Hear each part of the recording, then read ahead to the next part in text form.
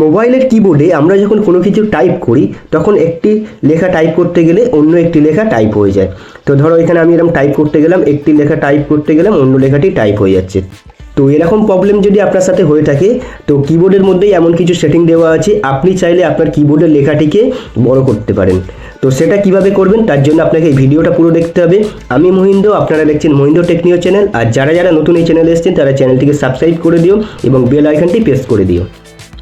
তো কিবোর্ডের সাইজটিকে বাড়ানোর জন্য আপনার কিবোর্ড ফার্স্টে ওপেন করে নিতে হবে। ওপেন করার পরে এখানে দেখতেই পাবেন যে এখানে 4টি ডট বলে যে অপশানটি আছে, এখানে আপনি টাচ করবেন।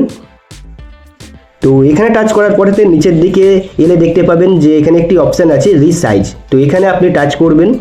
তো এখানে টাচ করার পরে এরকমভাবে একটি অপশান আসবে। তো উপরে একটি বার থাকবে, নিচে একটি বার থাকবে। তো আপনি জাস্ট এই যে উপরের যে বারটি আছে এটিকে ধরে এরকমভাবে আপনার পছন্দ মতন যতটা বড় কিবোর্ড করতে চাইছেন সেরকমভাবে এটি করে দেবেন।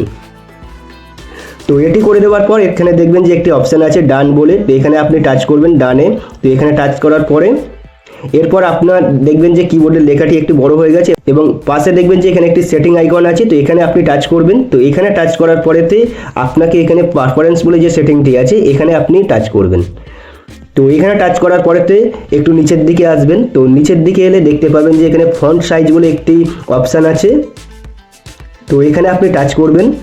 তো এখানে টাচ করার পরে এরকম একটি লাইন পেয়ে যাবেন। তো এখান থেকে এই লাইনটিকে ধরে এরকমভাবে টেনে দেবেন, আপনি যেরকম করতে চাইছেন এটা 200 করে দেবেন। করে দেওয়ার পর এরপর আপনি এখানে ওকে করে দেবেন।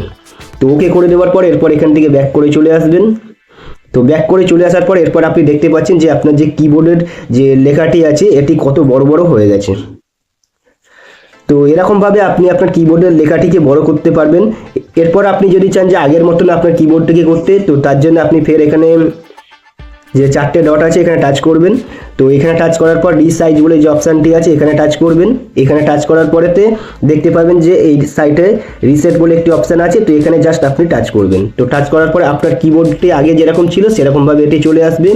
এরপর এখান থেকে ডান করে দেবেন। তো ডান করার পরে এরপর আপনি ফের যে সেটিং আইকনটি আছে এখানে টাচ করবেন। টাচ করার পরে এখানে পারফরমেন্স বলে যে সেটিংটি আছে এখানে টাচ করবেন। তো এখানে টাচ করার পর ফের একটু নিচের দিকে আসার পর এখানে ফন্ট সাইজ যেটি আছে এখানে টাচ করবেন। তো এখানে টাচ করার পরে এটিকে আপনি ফের এখানে 0 করে দেবেন। 0 করে দেওয়ার পরে এখানে আপনি ওকে করে দেবেন। তো ওকে করে দেওয়ার পর এখানে ব্যাক করে দেখবেন যে আপনার কিবোর্ডটি ঠিক যেরকম আগের মতন ছিল সেরকমভাবে চলে এসছে। তো এরকমভাবে আপনি আপনার মোবাইলের কিবোর্ডের লেখাটিকে বড় করে আপনি কিবোর্ডটি ব্যবহার করতে পারবেন এবং আগের মতন করে ব্যবহার করতে পারবেন। তো এই ভিডিওটা যদি আপনার ভালো লেগে থাকে তাহলে লাইক, শেয়ার, কমেন্ট আর সাবস্ক্রাইব করে দিও।